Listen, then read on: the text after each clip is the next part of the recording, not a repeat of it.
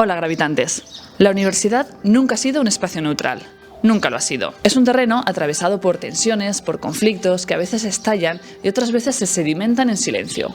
Un lugar donde conviven la ansiedad de los exámenes, la violencia, a menudo invisible, de la evaluación constante, con algo muy distinto. Amistades que marcan una vida, deseos que empiezan a tomar forma, maneras alternativas de estar en el mundo, que se ensayan casi sin darnos cuenta. En la universidad se forman quienes van a dirigir la sociedad, sí, pero también es donde una y otra vez han surgido resistencias, luchas y rupturas, donde nacen vanguardias políticas, culturales y artísticas, donde se aprende a obedecer y también a desobedecer. Por eso mismo, por ese carácter ambivalente, siempre en disputa, la universidad lleva décadas en el punto de mira. Reformas, recortes, planes de reestructuración que han ido empujándola hacia otra cosa. El llamado Plan Bolonia fue un movimiento clave en ese proceso y hoy, en Madrid, la LESUC, impulsada por el gobierno de Isabel Díaz Ayuso, vuelve a situar este conflicto en primer plano. Pero esto no va solo de Madrid. No va solo de la picaresca del Partido Popular, ni de ese capitalismo de amiguetes que asfixia lo público para alimentar lo privado. Lo que está en juego es algo más profundo, porque hoy la universidad vuelve a ser un objetivo estratégico, no solo para las élites económicas, sino también para la nueva derecha, que entiende muy bien que quien controla la producción del conocimiento controla también la construcción de sujetos. Hoy queremos detenernos ahí, mirar este proceso con perspectiva histórica, pero también ampliar la mirada más allá de lo inmediato.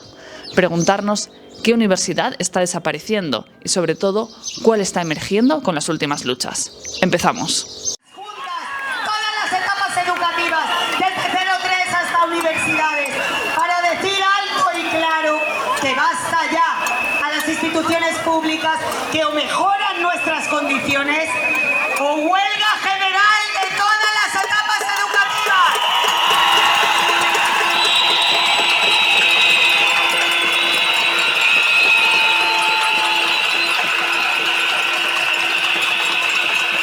Así que a coger fuerzas y gritar sin parar y comenzamos ya.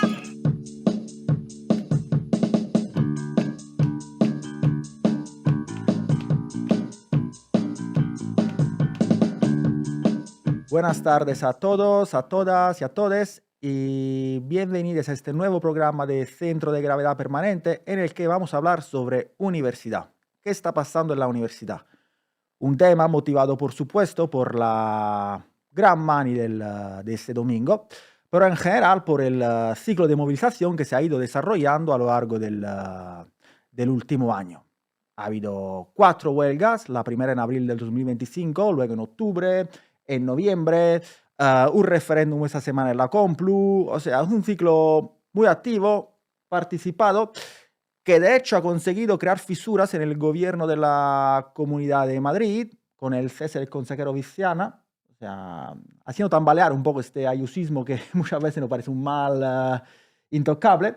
Así que creo que es interesante reflexionar sobre lo que está ocurriendo, sobre todo para vislumbrar estrategia para el futuro. Y lo vamos a hacer de la mano de 3 invitadas. Andrea Marín Gallego, investigadora predoctoral de Sociología en la Complutense de Madrid, miembro de la plataforma UCM por la Pública. Y Álvaro Briales, que ha estado varias veces aquí en este plató.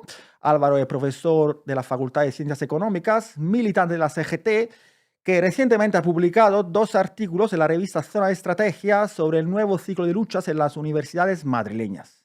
Muchas gracias. Luego tenemos a Eva Ladro, catedrática de la Complutense de Madrid, de Teoría de la Información, y finalmente nuestra querida Montse Galcerán, miembro del colectivo Centro de Gravedad Permanente, pero también catedrática emérita de Filosofía en la Complutense, que cuenta con un largo recorrido en la universidad pública y en la lucha por la universidad pública. Así que, bueno, empezaría con un diagnóstico del cuadro general, es decir, ¿qué está pasando hoy en la universidad pública en Madrid, pero también yendo más allá? Para ubicar a la audiencia empezaría un poco explicando, bueno, lo que está pasando en términos de leyes y tal. O sea, sí, hay una asfixia presupuestaria acompañada por un fortalecimiento de la universidad privada. Así que si estáis de acuerdo, yo empezaría por aquí. Andrea, ¿te gustaría a ti empezar describiendo un poco este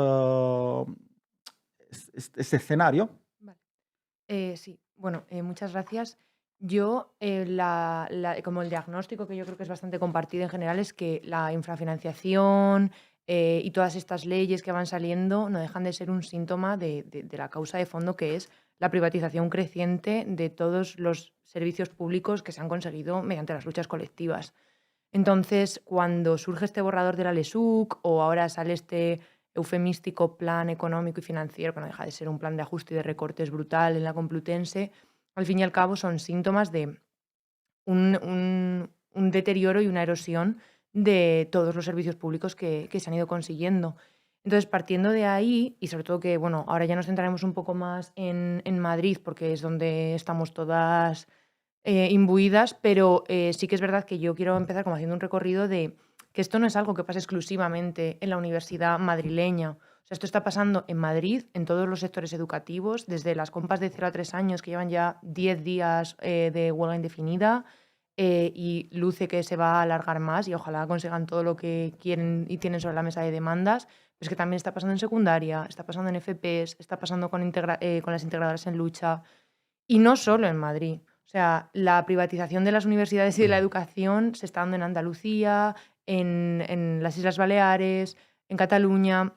Además, el otro día salió un artículo donde decía que, bueno, que de los campus universitarios que hay, las públicas llevan ya estancadas desde finales de los 90 y las privadas no paran de crecer. Y si ese fuese el mayor de nuestros males, pues bueno, pero es que resulta que dentro de las privadas, las que tienen ánimo de lucro van a superar a las que están con fines sociales. O sea, ya es como el sumum de la privatización y de hacer negocio con la educación, con la educación como servicio.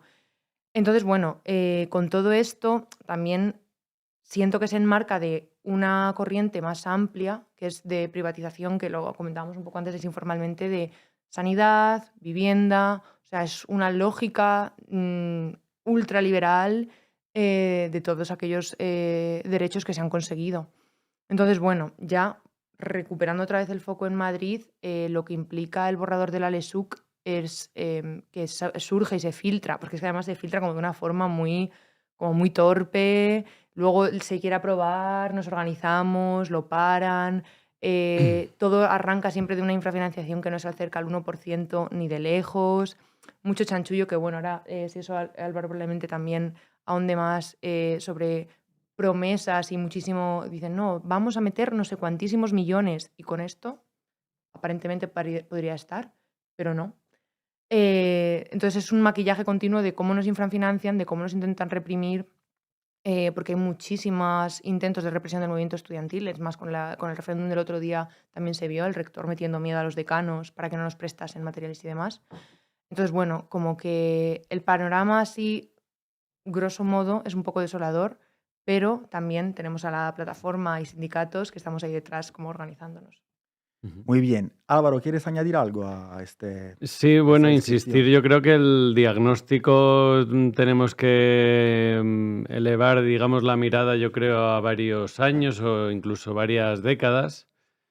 Pero complementando simplemente, yo creo, una de las ideas centrales a lo que ha dicho Andrea, yo creo que lo que se está haciendo es construir un mercado de la educación, ¿no? Creo que el proyecto de construir un mercado de la educación en todos los niveles lleva mucho tiempo haciéndose en Madrid, pero se ha acelerado con la llegada del capital privado y de los fondos de inversión para que este mercado se constituya y compita con las universidades públicas. Hasta hace pocos años probablemente la competencia frente al sector público era relativamente bajo y actualmente tenemos que esa expansión de las empresas privadas que hacen negocio con nuestra educación se está disparando de manera muy, muy fuerte, ¿no? Y hay una máxima que es allí donde va el capital aparece el conflicto, ¿no? Entonces podemos explicar que el conflicto ha aparecido en los últimos años, en el último ciclo de luchas, precisamente porque este capital está intentando invadir ese sector privado y lo hace siempre. El capital no entra nunca en un mercado libre a jugar sin más, sino que necesita al Estado, y en este caso es el Estado en general en España, que también, digamos, podemos hablar del papel que ha tenido el gobierno progresista en no obstaculizar o en no parar la expansión de este Estado, y sobre todo en Madrid como punta de lanza, podríamos decir, de las instituciones públicas funcionando para que esas empresas privadas puedan hacer negocio, porque nadie se va a comprar la educación en un mercado de universidades si antes no se ha degradado la educación pública, por así decirlo. De la misma manera que ocurre en sanidad, nadie se va a un seguro privado si no ha tenido problemas de atención o problemas de algún tipo en el acceso al derecho a la educación sanitaria, ¿no? Entonces eso yo creo que es el diagnóstico fundamental de lo que está pasando, y por dar un solo dato, pues ya el capital privado se ha comido un tercio del sector de la educación universitaria en Madrid, y buscan que sea la mitad y dejarles, digamos, buenos trozos de pastel para que ese capital se siga lucrando con nuestro derecho a la educación, ¿no?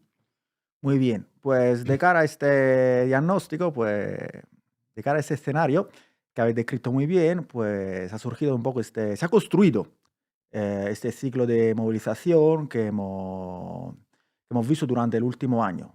Bueno, ya antes he hablado de 4 días de huelga, la primera en abril 2025, luego en octubre, 2 días de huelga en noviembre.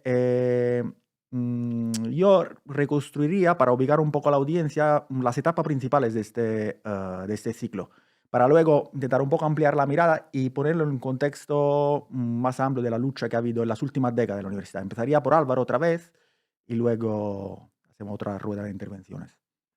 Bueno, pues básicamente podríamos decir que desde las movilizaciones del largo ciclo después del 15M y la crisis de 2008, pues hubo un cierto parón en el ámbito de lo que es la educación como tal dentro de las universidades. Por supuesto, ha habido movilizaciones de muchos tipos, pero ligadas con la educación de los años 2015, 2018, 2019, 2020, bueno, atravesado por las huelgas feministas, etcétera, que era un ciclo de movilizaciones mucho más amplio, pero la temática de la universidad y de la educación había estado muy apagada desde las mareas verdes, ¿no?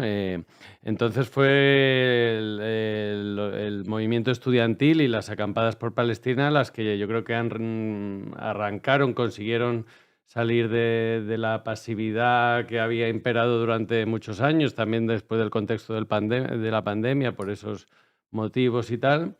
Y en 2024 fue cuando esas acampadas irrumpen a nivel global. Es un movimiento global en el que participó Andrea, que seguro puede un poco insistir más en eso, y nos reactivaron a los demás sectores que también estábamos en una posición más o menos parada, ¿no? Entonces después ya se abre el ciclo que podríamos llamar específicamente educativo, cuando se declara que la Complutense se encuentra en déficit, ¿no? Y nadie entiende por qué, de dónde viene nuevamente una situación de déficit, mientras que las cifras macroeconómicas de la región y del crecimiento no tendrían por qué significar que la universidad pública entra en crisis, pero entró en crisis, y entonces empieza aplicar nuevas rondas de recortes en todos los niveles, en la investigación, en la docencia, en la gestión, en la situación laboral del personal, etcétera, etcétera, ¿no? Entonces luego este ciclo dentro de las universidades, tenemos que decir en Madrid que se engancha con el ciclo anterior de la educación primaria y secundaria, ¿no? Que ya habían estado haciendo muchos días de huelga durante bastantes meses, ¿no?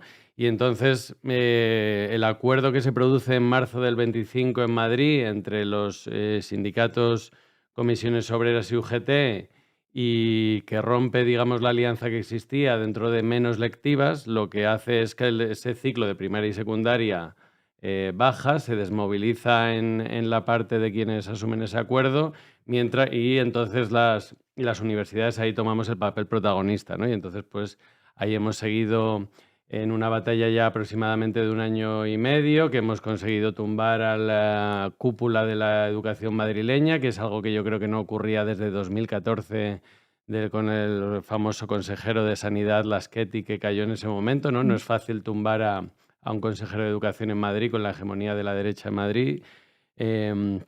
Y hemos, por lo menos, paralizado temporalmente la LESUC. No sabemos si definitivamente, en principio yo creo que definitivamente no vamos a parar una ley de universidades en Madrid, puesto que probablemente dentro de un tiempo retomarán el proyecto y volverán a lanzarlo, ¿no?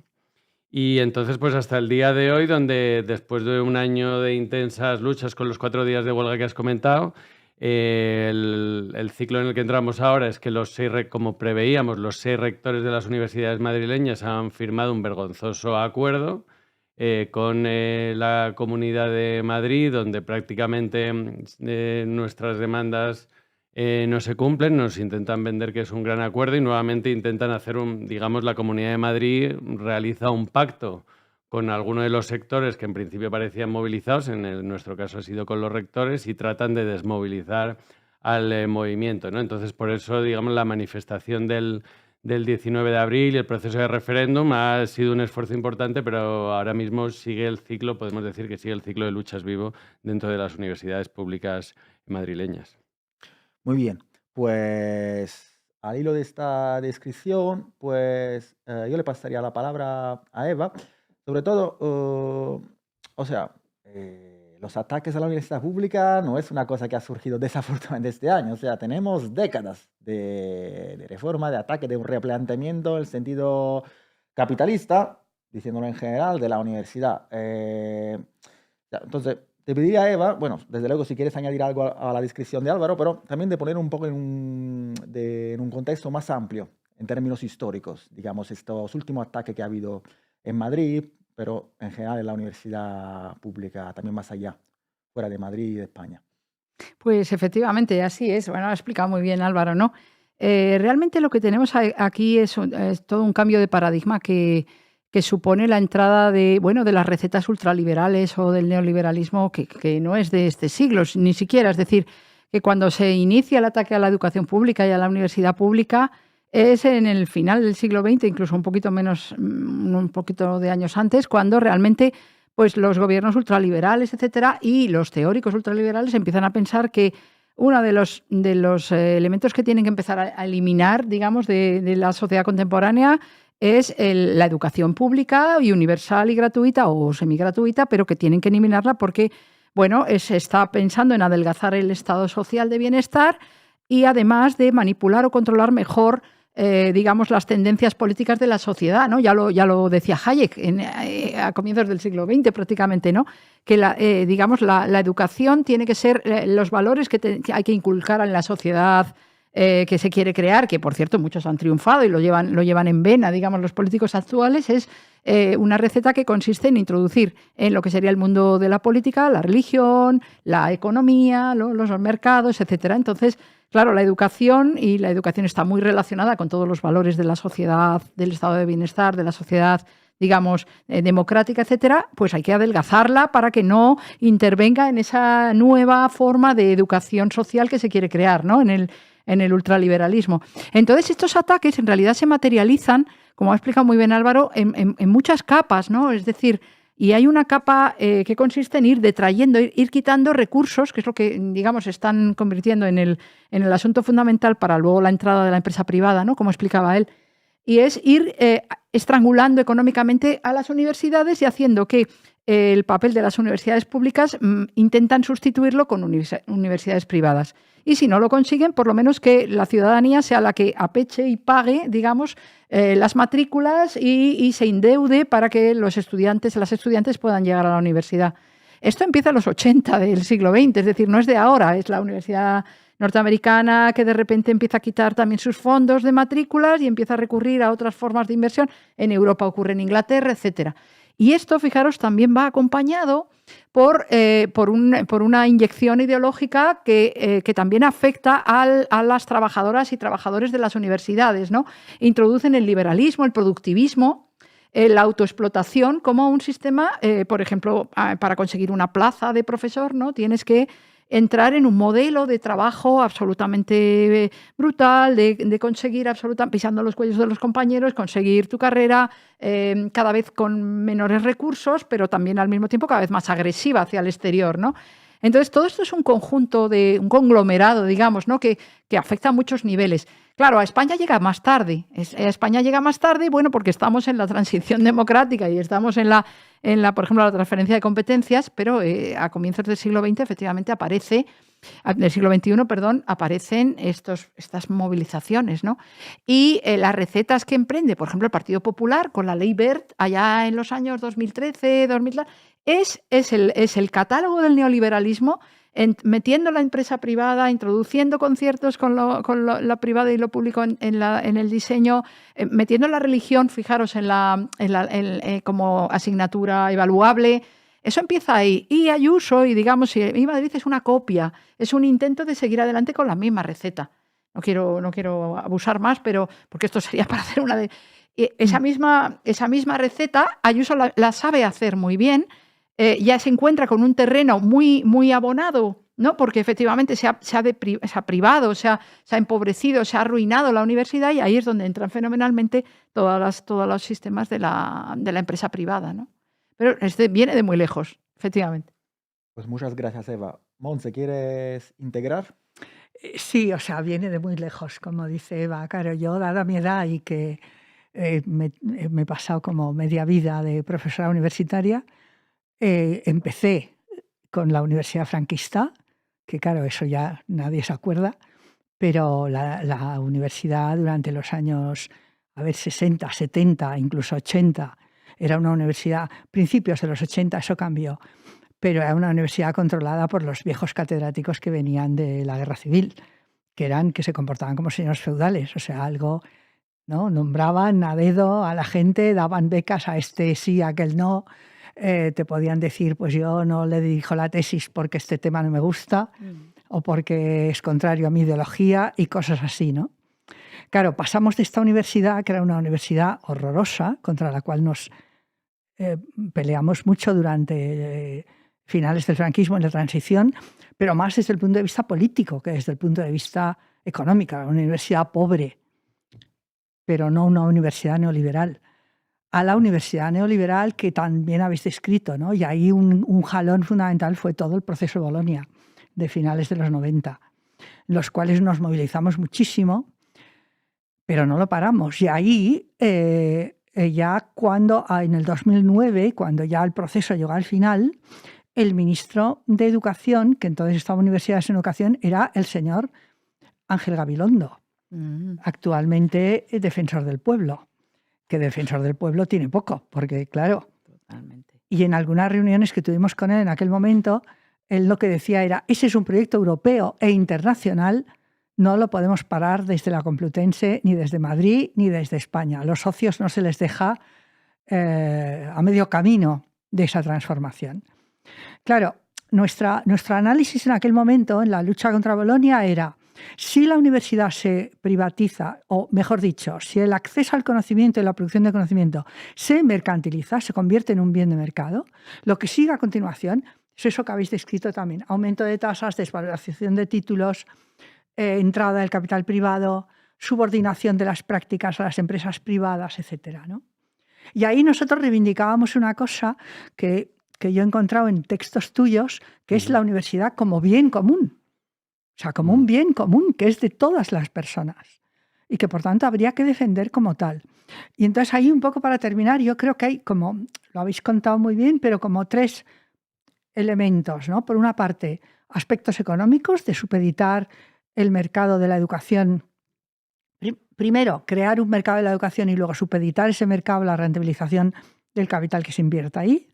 En una creación de una especie de mercado global, planetario, porque en aquel momento estudiamos mucho todo el tema de la creación de esa rankings de universidades, ¿no? Universidades de primera y de segunda, estudiantes que van a hacer determinados cursos en determinadas universidades aunque sean muy caros, etcétera, ¿no? Todo este tipo de, podríamos decir, división internacional del trabajo a nivel de la universidad. Ese es un aspecto. Otro aspecto es lo que podríamos llamar político-ideológico, que a mí me parece muy importante, porque es: destruyes las universidades públicas o las vas dejando como para las capas de la población más pobres o que no pueden endeudarse tanto o que no tienen tanto acceso al dinero, desvalorizas esos títulos, porque los grados ya y simultáneamente creas un mercado suplementario de másters, postgrados, no sé qué, no sé cuántos, con fuerte demanda, ¿no? Y además, de alguna manera también implicas ahí otro ingrediente, que es desincentivar a las personas de capas sociales más humildes a ir a la universidad y que vayan a la formación profesional, que a su vez también se privatiza, que esa es otra historia, ¿no? Vamos a crear fuerza de trabajo en centros privados con pocos recursos, mala formación, pero que se dediquen a lo que se tienen que dedicar. Y por último, un tema que a mí me parece muy interesante, que es el aspecto más ideológico, si queréis, ¿no? Porque en España hay las universidades del Opus, claramente, universidades católicas muy beligerantes y universidades quizá no tan beligerantes. Pero ahí se trata de crear una subjetividad que yo llamaría sumisa. O sea, destrozar, eso lo vimos muy claro en el proceso Bolonia, destrozar la universidad como espacio de socialización alternativo. No diré yo, podríamos decir, anticapitalista solamente, pero sí de producir una subjetivación de las personas que llegan muy jóvenes a esos espacios, pues no obsesionada por el consumo, por el dinero, por el trabajo, sino, bueno, con otro tipo de valores. Pero el proceso Bolonia, con todo lo que supuso de guías, exámenes, control, tutorías y no sé qué, trataba de eliminar esa, no sé, ya con este término, pensar que en los años 60 lo normal en Alemania o lo habitual en Alemania era que tú no te sacaras la carrera en los años que estaba previsto. Que sabéis que ahí hay semestres, ¿no? Pues si son 8 semestres o 10 semestres, sino que tardarás 12, 15, 16.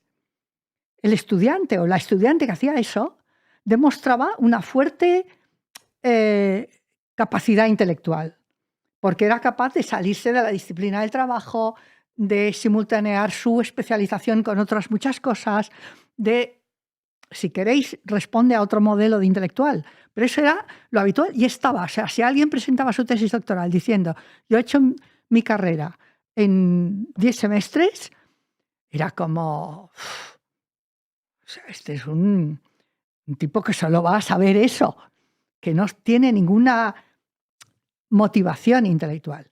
¿Qué diríais ahora? Justo lo contrario, ¿no? Es un vago, usa los bienes públicos, no sabe disciplinarse. O sea, toda esta lógica a mí me parece muy importante porque se trata de cambiar la subjetividad de las personas. Y eso yo creo que esa universidad neoliberal es a lo que va a destrozar todo este ámbito de socialización alternativa. Muy interesante lo que dice, además me lo siento mucho en la piel, antes como estudiante, ahora también como, bueno, investigador y, bueno, trabajador temporal en la universidad. Pero bueno, muchas gracias por esta mirada histórica, Montse y Eva. Volviendo un poco a la actualidad, para intentar un poco investigar, estudiar el movimiento que ha surgido, claro, yo creo que es interesante la cuestión de la composición. ¿Quién materialmente está en esta lucha? Ayer, el domingo, ha salido a la calle. ¿Quién hace huelga? En particular, creo que me gustaría entender un poco el papel de los estudiantes. Andrea, ¿tú cuál es tu impresión? ¿Cuál es el papel de los estudiantes? ¿Qué fracción cubren en la composición actual del movimiento? Sobre todo, yo creo que a mí me interesan en particular varias cosas. Primero, ¿qué continuidad existe? Antes ya Álvaro ha dicho algo. Entre el movimiento que ha salido a la calle el domingo y, bueno, por ejemplo, las acampadas pro Palestina. Y sobre todo, o sea, que sí, o sea, las acampadas son un movimiento, en primer lugar, estudiantil. Sí, esta acumulación se ha dado también, se ha manifestado también en las manis, la huelga por la educación pública. Y además, sí, al hilo también de lo que comentaba Montse, sí, esta lucha por... Si esta lucha, digamos, en contra de una universidad que quiere controlar nuestros tiempos y quiere imponer otra construcción de la subjetividad, si esta, digamos, si este tema, digamos, es presente entre los estudiantes hoy en día que están participando en el movimiento. Bueno, yo sí que creo que existe una continuidad entre las acampadas por Palestina y los movimientos y la gente que está ahora mismo organizada y vertebrando las plataformas por la universidad pública. Yo creo que, es muy importante reconocer que la acampada por Palestina no es resultado de un espontaneísmo u oportunismo, porque, por desgracia, el genocidio palestino lleva pasando ya décadas, y en el momento en el que se organizan estas acampadas y se ponen no sé cuantísimas tiendas en CIU y demás, eso surge como resultado de que hay muchas organizaciones políticas, afortunadamente en Madrid, que deciden coordinarse y dar este salto. Entonces, esas acampadas sirven como una especie de laboratorio de militantes, por decirlo de alguna forma, y es como una primera experiencia política que tienen muchas personas que no estaban necesariamente organizadas, y yo creo que ahí ese momento sí que cumple la misión de organizar a las que no estaban organizadas en muchas circunstancias. Entonces, a partir de ahí, sí que es verdad que es una experiencia muy intensa. Por desgracia, pues desde siendo un movimiento estudiantil no puedes luchar contra gigantes y desafortunadamente tanto la Complutense, la Carlos y muchísimas universidades españolas en ningún momento han roto ningún tipo de vínculo ni de relaciones con empresas sionistas, ni universidades israelíes, ni nada. Entonces, tampoco creo que ese fuese nuestro objetivo porque no sería muy realista, pero sí que es cierto que, creo que se genera muchísima conciencia sobre la situación del genocidio que estaba presente entonces y que lo sigue ahora, y de allí ya pues se desconvoca la acampada y demás, pero sí que queda un pozo de tenemos capacidad de acción, tenemos que decir cosas y tenemos la capacidad, hemos tejido una red muy potente como para poder organizarnos y hacer cosas. Entonces, a partir de ahí es cuando ya se filtra el borrador y demás, y todas esas redes informales permiten que se articule el movimiento por la universidad pública de una forma mucho más rápida. Entonces, el trabajo de organización de base se facilita. Y esa composición, que en un primer momento era, pues lo que te digo, como muy de nicho de organizaciones, es más heterogénea y va increciendo hasta que es verdad que llega un momento en el que estamos como actualmente, donde no sabría decirte muy bien cuál es el porcentaje de personas que estuvieron en la acampada y cuáles no, porque ha habido muchas nuevas generaciones que están entrando en la uni que se están uniendo también a las plataformas. Y el papel que yo siento que estamos desempeñando es dedicarle nuestro tiempo y sobre todo también mayor capacidad de flexibilidad horaria y que no tenemos que conciliar con familias para hacer cosas pues como acampadas o el referéndum y estar durante no sé cuántas horas en un mismo punto todo el día. Es decir, como que yo creo que la misión del movimiento estudiantil, aparte de tener muchísima energía, aportar ideas nuevas, tener mayor disponibilidad de tiempo, tenemos que tomar como las riendas de somos músculo militante en potencia, y sobre todo que tenemos las herramientas críticas desde una perspectiva muy de que tampoco queremos, que yo creo que esto es un poco lo que le pasa a todas las generaciones de jóvenes, de no queremos que se cree un relato acerca de lo que nosotros estamos viviendo desde otras generaciones, como de no, es que no hacen, no es que no dicen, es como no, tenemos muchas cosas que hacer y que decir. Y precisamente por eso, como que una de las cosas que más preocupaba y que más ha sido vector de movilización ha sido la represión contra el movimiento estudiantil que se ha estado dando, que ha habido ha habido compañeras que han estado en juicios, en la LESUC, en el borrador, había un apartado en concreto acerca de sanciones y penalizaciones por desbaratar el orden de la universidad y tal, y tú dices, bueno, pues no sé, o sea, yo no sé qué organización política tiene 300.000 euros por colgar una pancarta que, según una norma muy vaga, no se podía poner. Entonces, como que a raíz de ahí se queda mucho como un movimiento antirrepresivo y de libertad de expresión y de educación, pero también es cierto que yo siento que hay, no es tan explícito todavía, pero creo que también es una oportunidad empezar a plantearlo, como las lógicas del mercado ahora ya no es tanto como lo que decías de ser un fiera estudiando tal, sino es abiertamente disciplinante.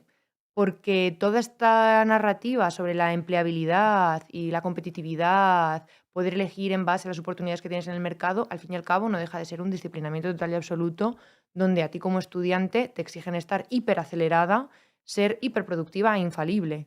Entonces, bueno, ahora yo estoy haciendo la tesis y, o sea, cuando yo estaba en el máster a mí había algunos profes que me decían, no, es que claro, yo cuando empecé la tesis era impensable ponerte a publicar, era impensable tal, y ahora es raro, o incluso te planteas ya directamente hacer una tesis que sea por papers, es raro el que no acaba habiendo publicado aunque sea en revistas un poco de menor impacto. Entonces, es una constante aceleración y, sobre todo, comprar, o sea, que las decisiones que tomamos el estudiantado están supeditadas a las lógicas del mercado, que es la empleabilidad, sea lo que sea eso, porque no para de haber nuevos sectores emergentes, otros que se destruyen, y sobre todo que hay veces que, de nuevo, el fin último de la educación no tiene que ser hacerte empleable.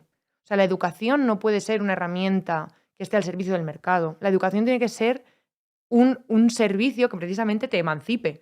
Es un derecho, o sea, tiene que ir por la emancipación del estudiantado y de las sociedades tal y como las queremos, más que nada por no seguir produciendo y reproduciendo discursos que permiten que se generen mercados allá donde antes sencillamente había como ciudadanía en el sentido más radical. Entonces, bueno, esto es un poco como lo veo yo ahora. No creo que tenga tantísimo calado, pero porque también creo que precisamente de haber venido de un ciclo de desmovilización estudiantil que se reactiva a raíz de lo de Palestina, y claro, que como que a veces puede resultar un poco abstracto cuando es la primera vez que entras en temas así más de arena política, que te cueste articular que tiene que ver la educación pública con el genocidio palestino. Entonces yo creo que estamos ahí como todavía haciendo ejercicios, aunque sea más que para la gente que estamos evidente cómo todo esto se articula. Muy bien, pues quedándonos un poco en la situación actual, en el análisis de este escenario, pues, ¿qué horizontes se vislumbran? Álvaro, por ejemplo, los artículos que he mencionado antes, publicados en Zona de Estrategia, plantea varias hipótesis. En particular hay una que es llamativa, que es la de Universidad del Común. Pues te pediría un poco que hable de estas hipótesis, en particular de la Universidad del Común. ¿Qué quiere decir? ¿Qué significa? ¿Qué vamos a hacer mañana? Bueno, pues nada, invito a quien quiera leer sus artículos en la revista Zona de Estrategia, que son de hace unos meses, pero que, bueno, más o menos intentan, bueno, lanzar algunas ideas, hipótesis para el debate, porque como movimiento, pues, tenemos que intentar, pues, debatir, mantener debates estratégicos y tal, ¿no? Esa hipótesis de la Universidad del Común, lo que intento decir y también criticar, bueno, por un lado, obviamente, poner tres modelos sobre la mesa. El primero era el de la universidad segregadora, la universidad del mercado, el modelo que se terminaría de implantar si la Comunidad de Madrid y sus aliados ganan la batalla, ¿no? Pero frente a este modelo yo creo que no había solamente una opción, ¿no? Porque normalmente pues contraponemos a ese modelo pues el nuestro, el de la universidad pública, el de la educación pública, así digamos a grandes rasgos, ¿no? Yo creo que este discurso, por supuesto, lo hemos defendido de múltiples maneras, pero podríamos intentar hilar un poco más fino, ¿no? Porque desde mi punto de vista, en algunos discursos, en la segunda hipótesis lo llamábamos el modelo de la universidad como templo o la universidad como ascensor social solamente, ¿no? El modelo de la universidad como templo, que sabéis es el que podemos imaginarnos cuando pensamos en los grandes sabios del pasado, ¿no? De la universidad digamos, ilustrada, de Ramón y Cajal, de Ortega y Gasset, de los grandes de Unamuno, ¿no? Cuando se enfrentan los fascistas, luego ya vino la Universidad Franquista, ese, digamos, no sé cómo lo podríamos denominar, ¿no? Pero... y luego también solíamos hablar de que la clave de la universidad es solamente el ascensor social, ¿no? La idea de que simplemente, pues, que si alguien consigue hacer sus méritos, pues podría, aunque venga de una clase trabajadora o humilde, poder insertarse en una clase media o en una élite, ¿no? Pero este modelo, desde mi punto de vista, está muy anclado, yo creo que en las décadas de los 80, de los 90, digamos, de determinados ideales y de un tipo de sociedad que yo creo que ya no es la sociedad de los conflictos que nos van a atravesar en los próximos años, ¿no? Que ya vemos que están cambiando cosas a nivel estructural, el militarismo, la profundización de las grandes desigualdades globales, la crisis ecológica, etcétera, etcétera. Entonces yo creo que frente a eso, frente a la situación que tenemos ahora para las próximas décadas, no podemos, digamos, quedarnos en el discurso de que hacíamos en 2012 o en el año 2000, etcétera, sobre la función de la universidad pública, ¿no? Entonces, esta idea de universidad del común, que bueno, que la desarrolla la Validardot en un artículo, ¿no?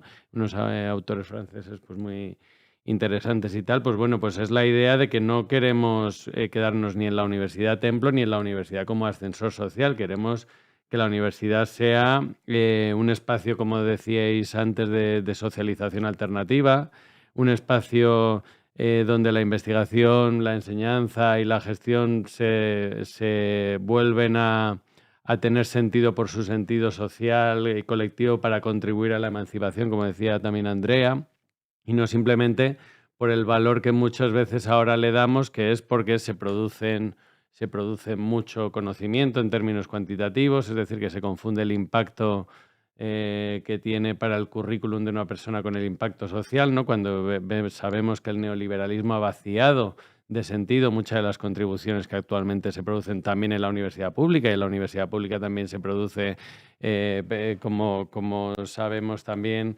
contribuciones que sirven para el capital privado, que sirve para fines que no podríamos considerar en muchos casos para el bien común, ¿no? La universidad yo creo que hay que entenderla como un espacio de contradicciones, ¿no?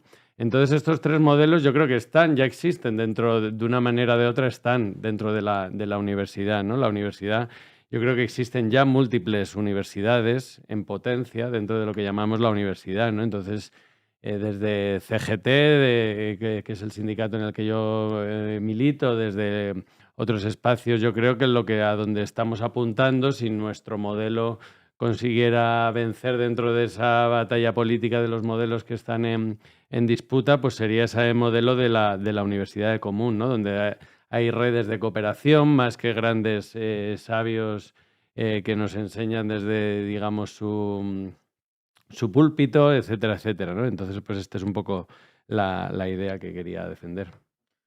Muy bien. Eva, ¿tú qué horizontes vislumbras? Bueno, También pues al hilo de lo que comentaba Álvaro. enganchando con lo que comenta Álvaro, yo pienso, y también con lo que comentaba Andrea, ¿no?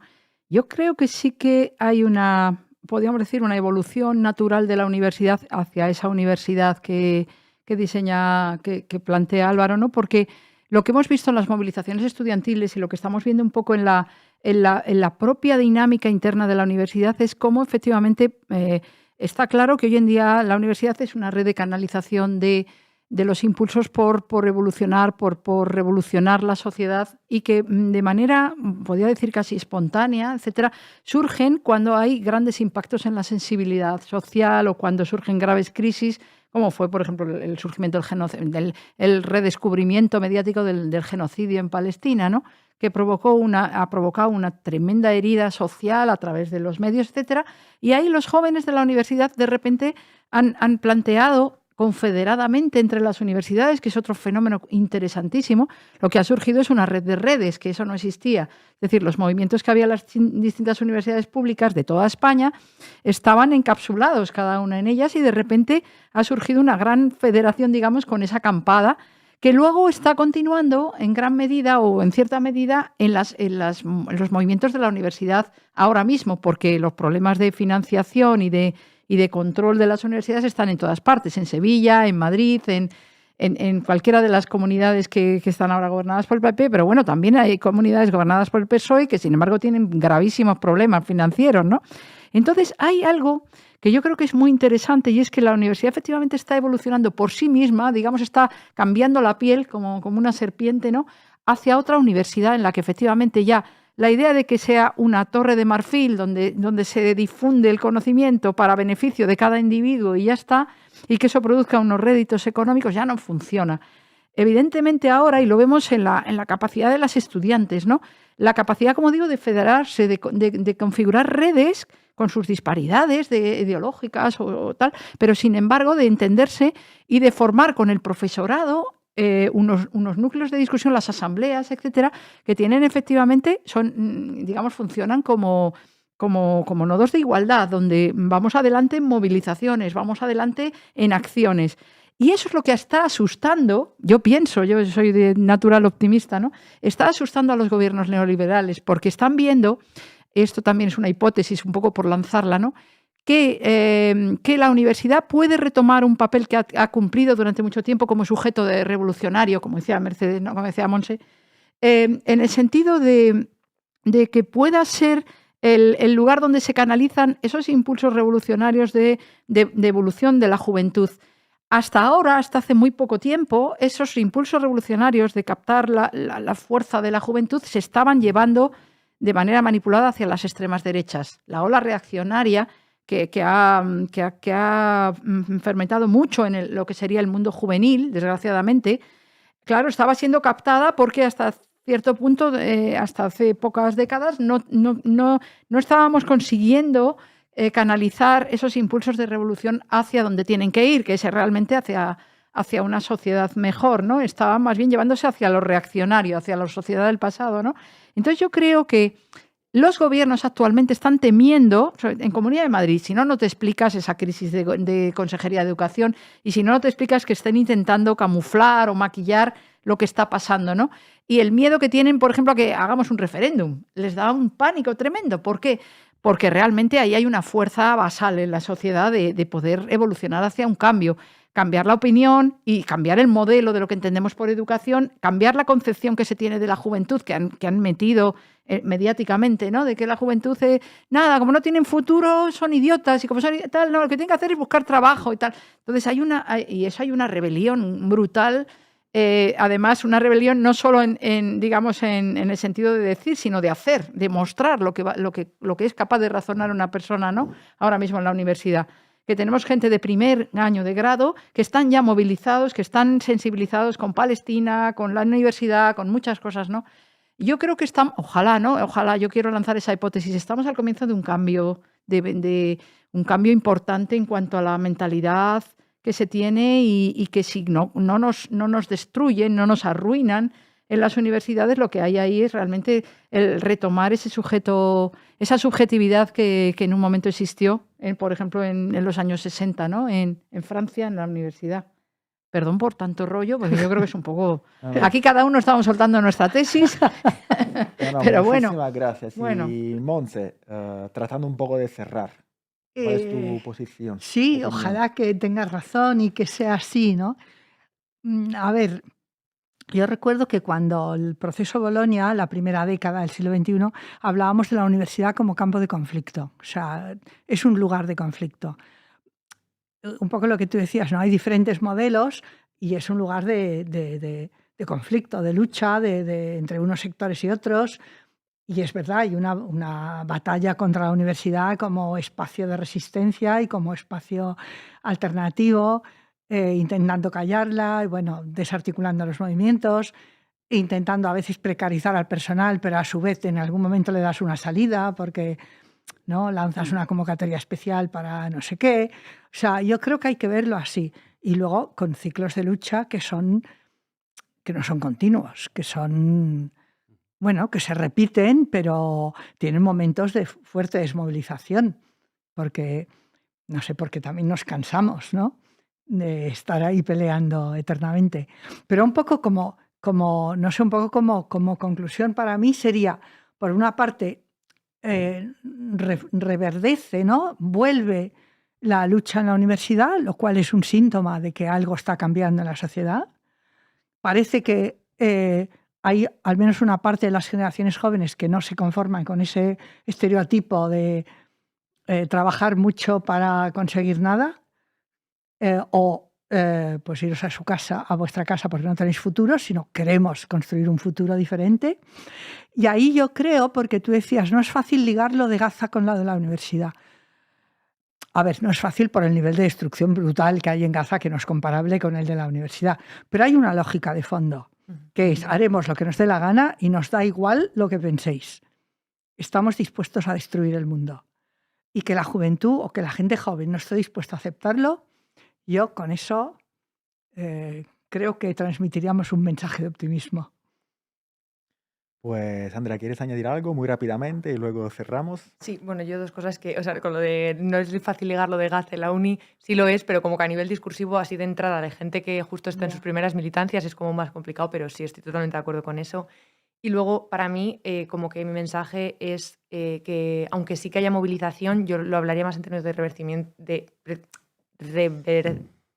regeneración, de movilizaciones y demás, y no tanto como hablar de un movimiento estudiantil construido, porque desafortunadamente seguimos siendo minoría, y yo creo que el objetivo que tenemos que tener en el corto plazo y en el medio plazo es extender la lucha, ampliar las bases de las personas organizadas y construir movimiento estudiantil y sindical. Así que esto es lo que quería decir. Pues muy bien, yo me quedaría con extender, construir movimiento estudiantil y cerraría aquí. Hemos hablado casi 50 minutos y muchas gracias por venir. Álvaro, Andrea, Eva y Montse. Nos vemos en la calle. Os animo a participar en las movilizaciones y ojalá ganemos. Kyle, we're now looking at scenes that show a soldier actually being led away by students. At least that's what it appears to be. We, in fact, have received reports from soldiers. They're fairly reliable reports. Several soldiers reporting us burning ATVs and probably to death. Other soldiers, we have been told, were in fact pushed back into the burning vehicles where they obviously never got out alive. We have received several reports of soldiers being beaten and led away. I never saw face-to-face a soldier being beaten, but I am told by many reports that this is what happened around me. Well, earlier in the videotape that we've just shown, we saw soldiers not only being led away, but pushed and being shoved by the crowd. I take it the soldiers were in green uniforms, is that correct? Yes, and they were dark green uniforms. And in fact, we have received another report that there was indeed a lynching of some kind within the past 24 hours, that a soldier was beating a